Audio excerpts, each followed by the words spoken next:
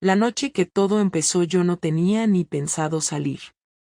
Era un martes cualquiera en Madrid, lloviznando, y Javier, mi marido, había salido a cenar con sus compañeros de trabajo. Me quedé en casa, en pijama, hasta que mi vecina Clara llamó al timbre con una botella de vino en la mano. «Venga, Laura, que hoy hay torneo de mus en el bar de la esquina». Solo un rato. No sé si fue el vino o las ganas de no pensar en nada, pero acepté. El bar estaba medio lleno, con ese olor a tortilla recién hecha y a serrín húmedo. Entre las mesas, un grupo de hombres jugaba al mus, y uno de ellos, moreno, barba de 2 días, ojos verdes, me miró como si me conociera de antes. No apartó la vista en toda la noche. Cuando Clara fue al baño, él se acercó. «¿Tú juegas?», me preguntó, sonriendo. «No, pero puedo aprender», contesté. Acabé sentada a su lado, riendo y fingiendo que entendía las señas que me hacía con las cartas. Se llamaba Sergio, era de Lavapiés y trabajaba como camarero en un restaurante del centro. La conversación fluía sola, como si lleváramos años esperando coincidir. Lo que no sabía esa noche es que, días después, Javier iba a encontrarme en un lugar donde jamás pensó que me vería, y que esa imagen iba a ser el principio del fin. Javier salió de la oficina antes de lo previsto aquel jueves porque una reunión importante se había cancelado a última hora. Eran las 8 de la tarde y, en lugar de volver directamente a casa, decidió pasar por el barrio para comprar un vino que sabía que me gustaba. Había una pequeña tienda cerca de la plaza que siempre tenía botellas especiales, así que aparcó y caminó por la calle. Mientras buscaba dónde estaba la tienda, escuchó mi risa, una risa que conocía demasiado bien, mezclada con el ruido de copas y el murmullo de un local pequeño. Se asomó por la puerta entreabierta de un bar de tapas y me vio sentada en una mesa junto a Sergio. No había nada ambiguo en la escena. Yo estaba inclinada hacia él, con la mano apoyada en su antebrazo, sonriendo como hacía tiempo que no sonreía con Javier. Él me hablaba bajo y yo asentía, jugando con la copa de vino, con una atención que no tenía ni cuando mi marido me contaba algo importante. Sergio me acariciaba la muñeca con el dedo pulgar de forma lenta, como si estuviera confirmando que podía hacerlo. Javier se quedó inmóvil, observando cómo yo apartaba mi pelo hacia un lado mientras Sergio se acercaba lo suficiente para que nuestras caras quedaran a pocos centímetros. No era un beso todavía, pero la intimidad era evidente. Lo que más le llamó la atención no fue tanto la cercanía física como la expresión de mi cara, relajada, interesada, cómoda. Una forma de mirarle que él no recordaba haber recibido en mucho tiempo. En lugar de entrar, Javier se apartó de la puerta y rodeó la manzana. No quería montar una escena delante de desconocidos, pero necesitaba confirmar que lo que había visto no podía interpretarse de otra manera. Volvió a asomarse por una ventana lateral del bar, donde podía ver nuestra mesa desde otro ángulo. Allí estaba yo, riendo mientras Sergio me enseñaba algo en su teléfono y yo, sin apartar la mirada, le tocaba el hombro para acercarme más a la pantalla. Javier notó cómo se le tensaban los músculos del cuello y sintió un calor desagradable en el pecho, una mezcla de rabia y algo parecido a miedo. Esperó unos minutos, hasta que nos levantamos de la mesa. Desde fuera, nos siguió con la mirada mientras Sergio me ayudaba a ponerme el abrigo y yo le sonreía de una forma que ya no le dedicaba a él. Cuando salimos del bar, Javier se escondió detrás de un coche aparcado. Caminamos juntos hacia la calle principal y, en una esquina menos transitada, Sergio me sujetó la cara con una mano y me besó. No fue un beso rápido ni dudoso, fue directo, seguro, como quien ya lo había hecho antes. Yo no me aparté. Javier sintió un golpe en el estómago. No había margen para dudas ni explicaciones que disfrazaran lo que estaba viendo. No era un malentendido, no era un saludo exagerado, era un beso entre dos personas que ya habían cruzado todas las líneas. Se giró y empezó a caminar hacia su coche sin mirar atrás, con pasos rápidos y firmes. Dentro, Cerró la puerta con fuerza y apoyó la frente en el volante, intentando ordenar lo que acababa de presenciar. Estuvo allí unos minutos, sin encender el motor. En su cabeza repasaba cada detalle de las últimas semanas, mis excusas para llegar tarde, los mensajes que respondía en otra habitación, las salidas improvisadas con amigas que no conocía, el perfume distinto que a veces traía puesto. Todo empezaba a encajar, pero esa confirmación visual lo atravesaba de una forma que ninguna sospecha había conseguido. En lugar de irse a casa, condujo sin rumbo durante más de una hora, apagando el móvil para no escuchar mis llamadas. No quería hablar conmigo sin tener claro qué iba a decir, pero sobre todo no quería escucharme intentando justificar lo que había visto. Cuando por fin aparcó cerca de casa, se quedó dentro del coche unos minutos más, observando la fachada como si fuera un lugar extraño. Subió despacio, abrió la puerta y vio que yo aún no había llegado. Se sirvió un vaso de agua y se sentó en el sofá sin encender la televisión. No quería distracciones. Cada vez que cerraba los ojos, volvía a ver la escena en la calle, mi abrigo abierto, las manos de Sergio, mi cara de aceptación. No había forma de suavizarlo en su mente. Sabía que esa noche iba a ser distinta a cualquier otra, y que cuando yo entrara por la puerta, la conversación no iba a ser una más. Llegué a casa cerca de las 11, quitándome los tacones en la entrada y dejándolos junto a la alfombra. Me sorprendió verlo despierto, sentado sin nada encendido alrededor. Su cara estaba seria, demasiado tranquila para lo que imaginaba. Cerré la puerta detrás de mí y, antes de poder decir nada, Javier me miró fijo. ¿Te lo has pasado bien?, preguntó, con una voz que no sonaba ni enfadada ni tranquila, sino controlada. Me quedé de pie, sin saber qué responder. Sí, he estado con Clara, empecé a decir, pero él me interrumpió. No mientas, Laura. Te he visto. En ese momento, entendí que no estaba hablando de una sospecha ni de un rumor. Lo había presenciado. El aire se me quedó atrapado en la garganta y noté cómo me ardían las mejillas. Él no apartaba la mirada, como si quisiera obligarme a decirlo yo misma. No sé qué crees que has visto, intenté defenderme, aunque sabía que sonaba débil. Te he visto con él, en el bar, y luego en la calle. No hace falta que inventes nada, respondió, manteniendo la misma calma tensa. No supe qué decir. Me quité el abrigo lentamente, dejándolo en el respaldo de la silla, y me senté en el sofá opuesto. Él no apartó los ojos de mí en ningún momento. Mañana hablaremos, dijo finalmente, levantándose para irse a la habitación. Hoy no. Lo vi alejarse por el pasillo sin cerrar la puerta de la habitación, como si quisiera que supiera que no había nada que esconder ya, que la distancia estaba marcada. Me quedé sola en el salón, escuchando el ruido del agua del baño y pensando que, a partir de esa noche, nada volvería a funcionar como antes. A la mañana siguiente, Javier ya estaba despierto cuando salí de la habitación. Tenía una taza de café delante y la mirada fija en la mesa, como si estuviera repasando mentalmente cada palabra que iba a decir. Me detuve en la puerta de la cocina sin saber si acercarme o esperar a que hablara primero.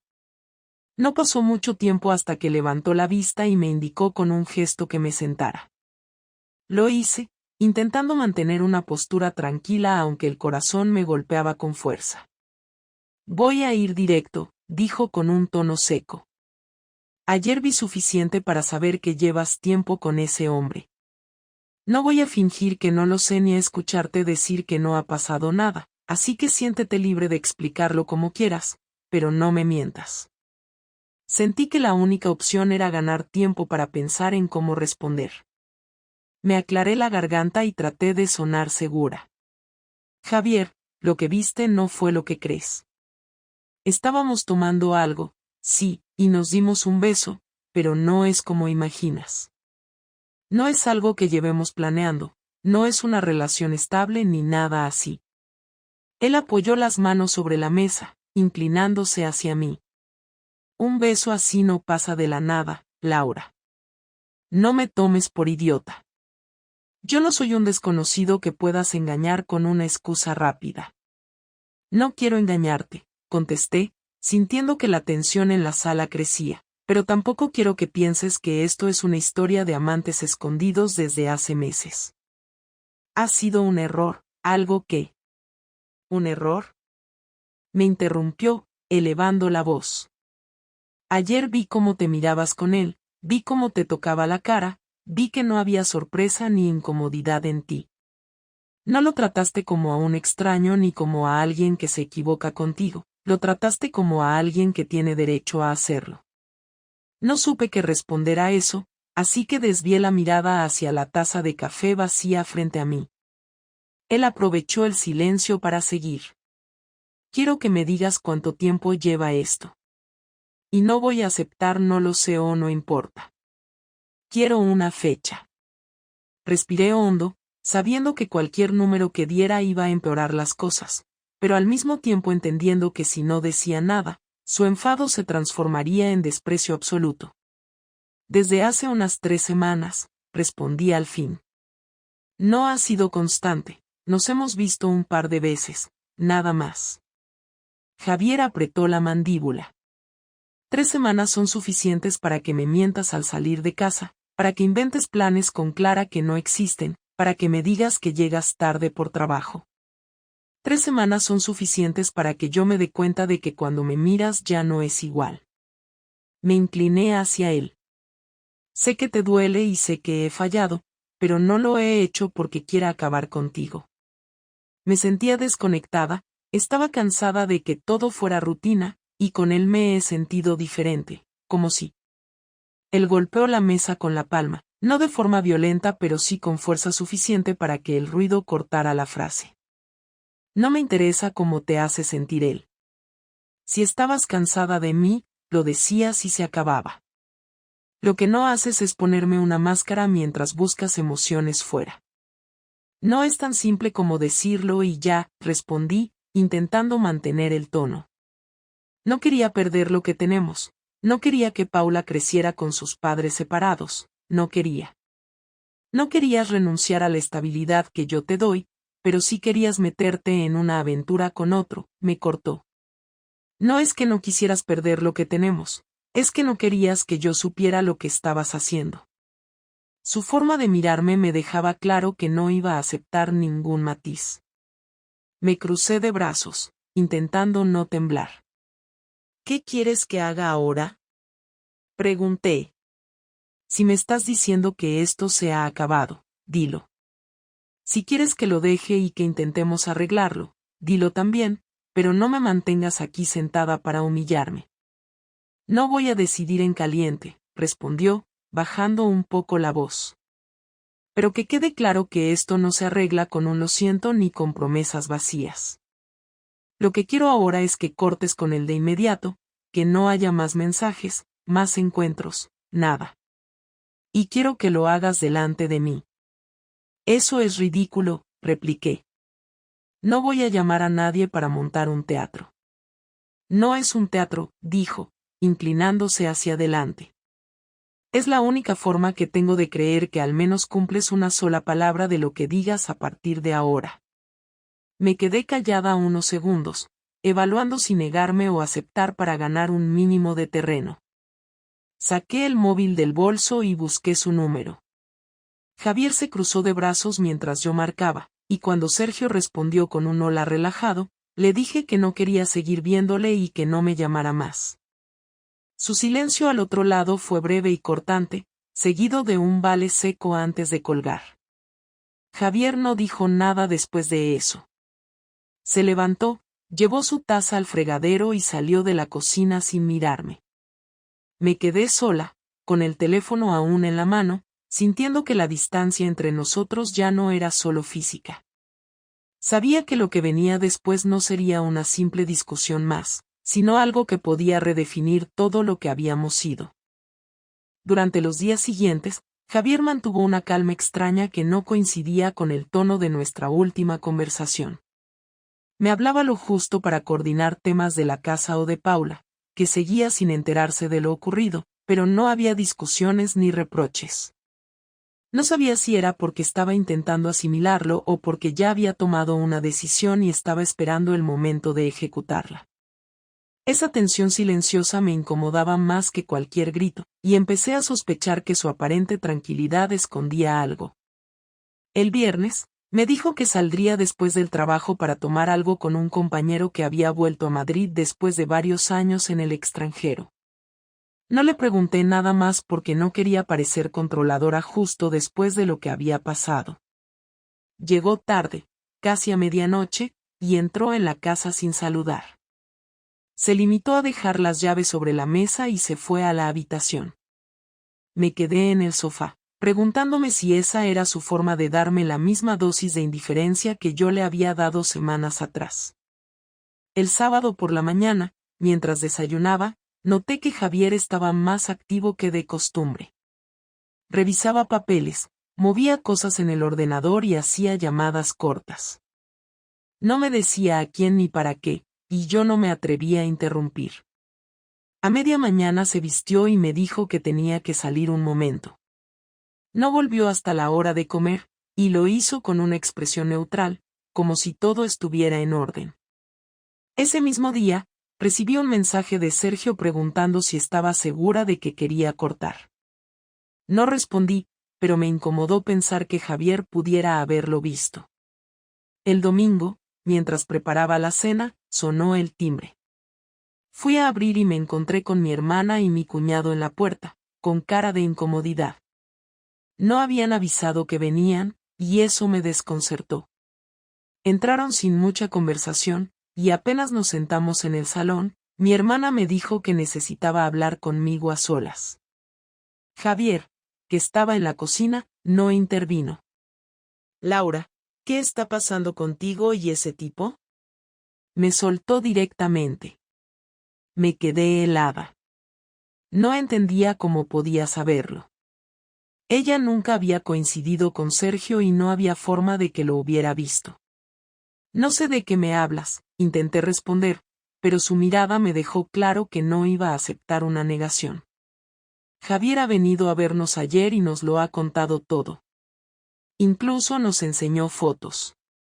Sentí un calor intenso en el rostro. No solo lo sabía, sino que había pruebas. No tenía idea de cuándo las había tomado ni cómo, pero que existieran significaba que había estado planificando algo desde antes de la confrontación. ¿Fotos de qué?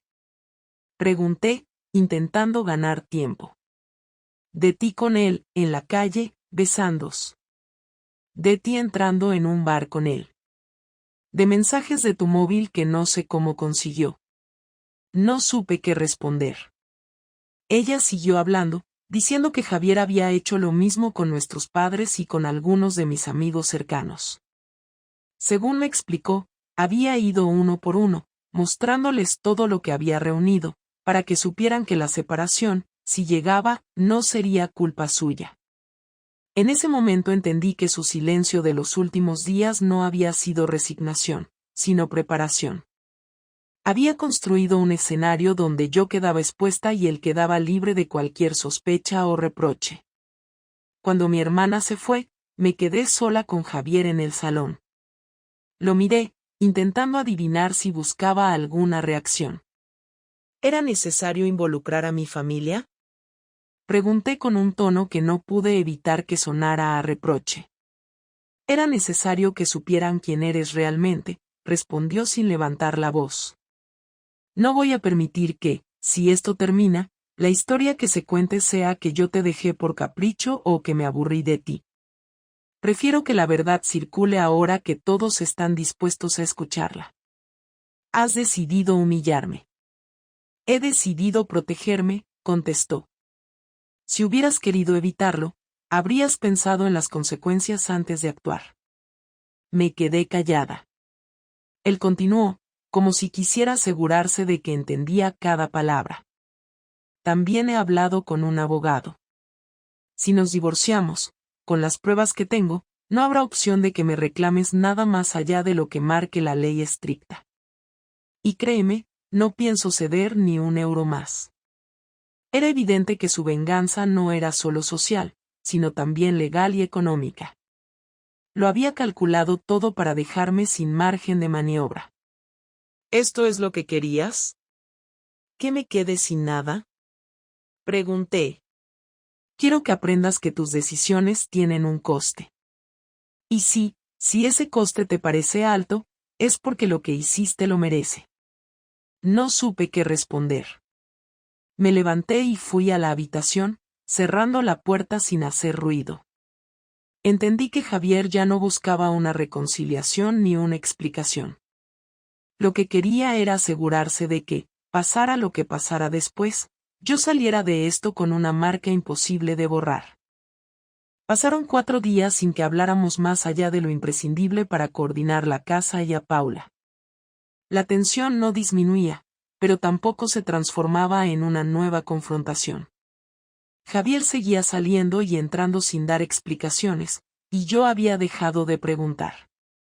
Me pasaba las horas pensando si todavía quedaba algún margen para reparar lo que se había roto o si todo estaba decidido y simplemente estábamos posponiendo la formalidad de terminarlo.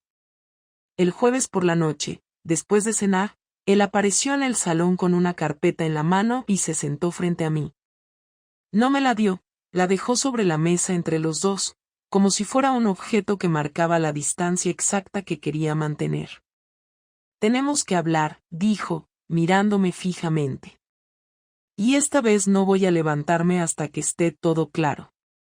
Asentí sin decir nada, esperando que continuara. He pensado mucho en estos días. No me interesa arrastrar esta situación indefinidamente, ni quiero vivir en una casa donde cada conversación es una maniobra para evitar el tema. Así que vamos a decidir ahora qué hacemos. Si has venido a decir que quieres divorciarte, dilo y ya está, respondí, intentando no sonar desafiante pero sin poder ocultar el cansancio. Lo que quiero es que me expliques si, después de todo lo que has hecho, hay algo que te haga pensar que este matrimonio todavía puede funcionar. Y si la respuesta es sí, quiero saber exactamente qué estás dispuesta a hacer para que eso pase.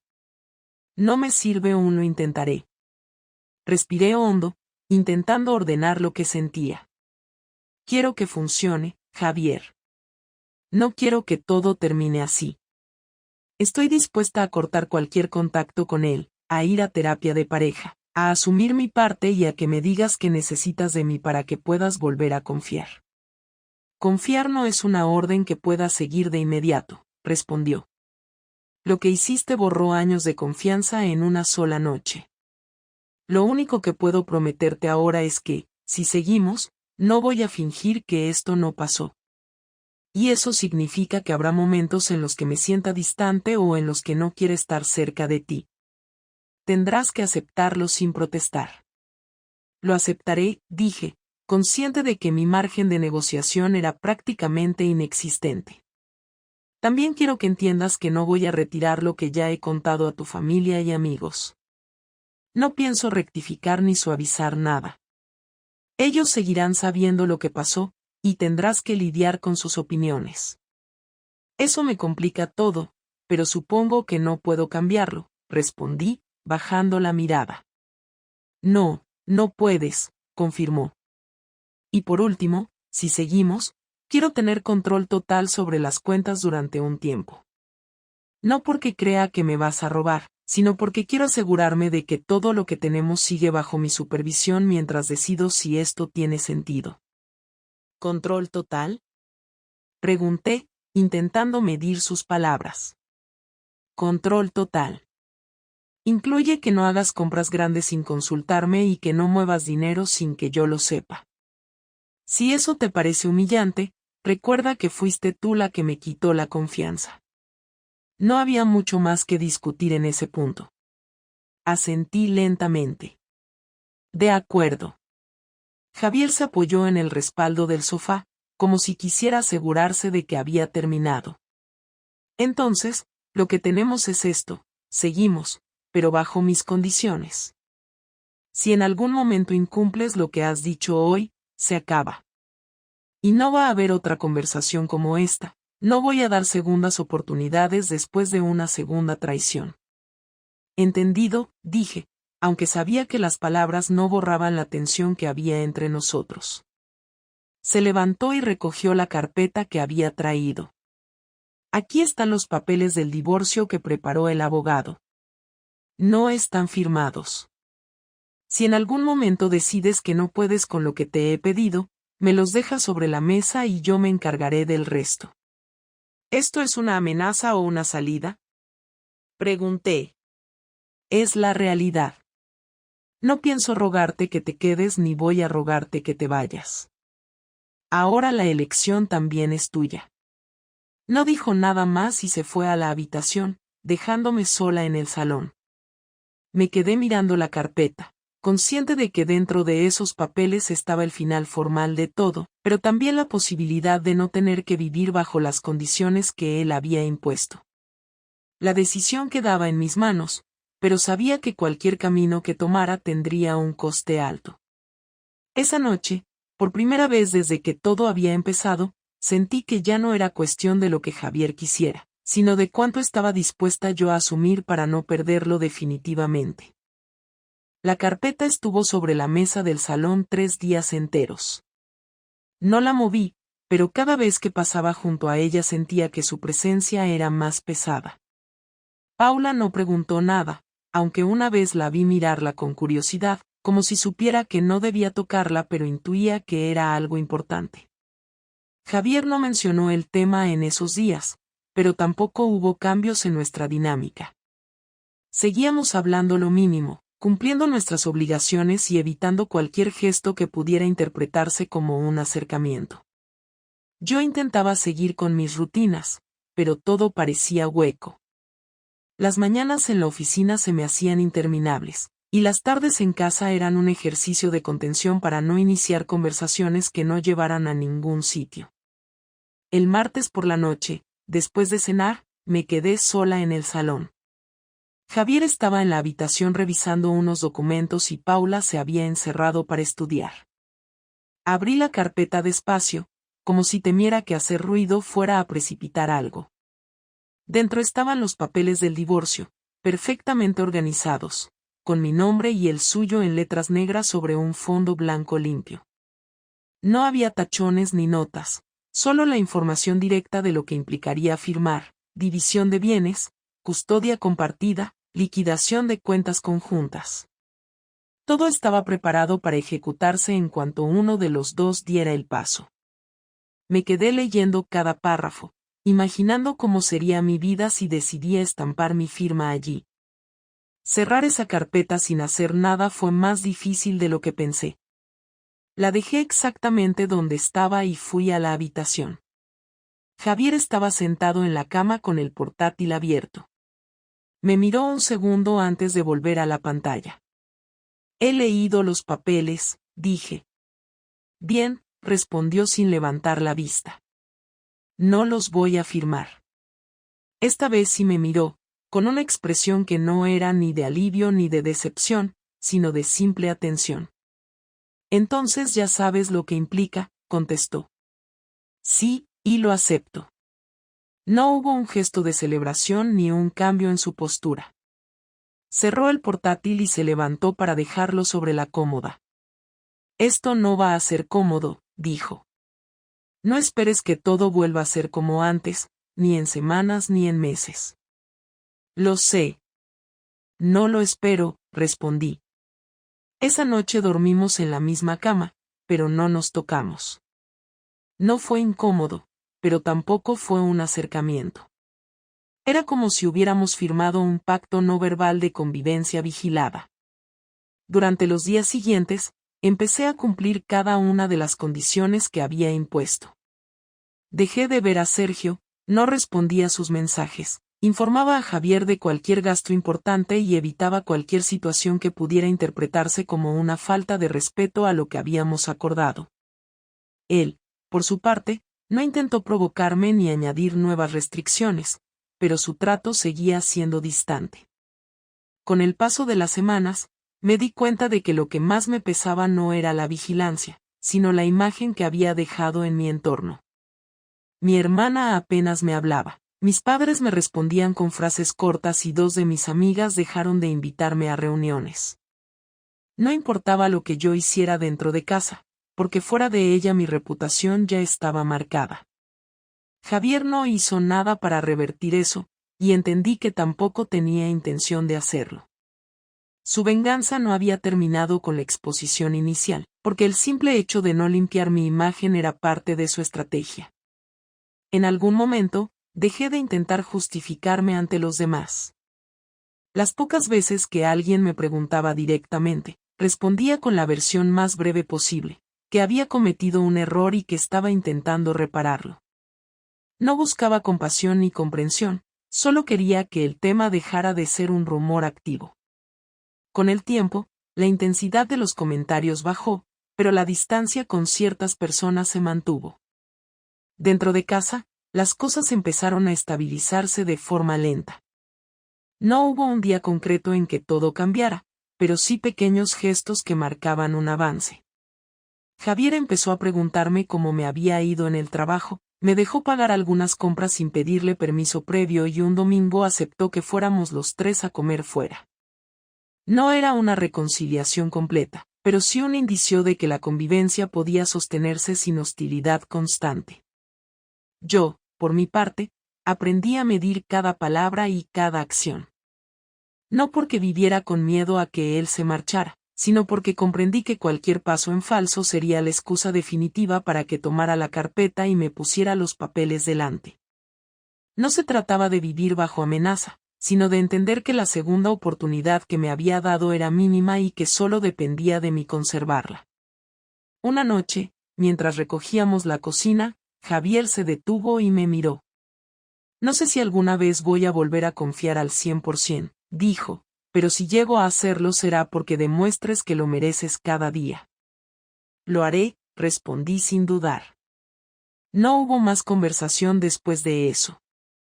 Seguimos limpiando en silencio, pero esa frase se quedó conmigo. Sabía que no era una promesa de reconciliación, pero sí una apertura. Y, aunque mi vida ya no era la que había sido antes de aquella noche en el bar, también entendí que lo único que podía hacer ahora era asumir el coste de mis decisiones y seguir adelante con lo que quedaba.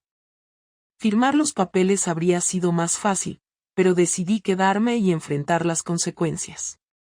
Y esa elección, con todo lo que implica, es lo que marca el resto de mi historia.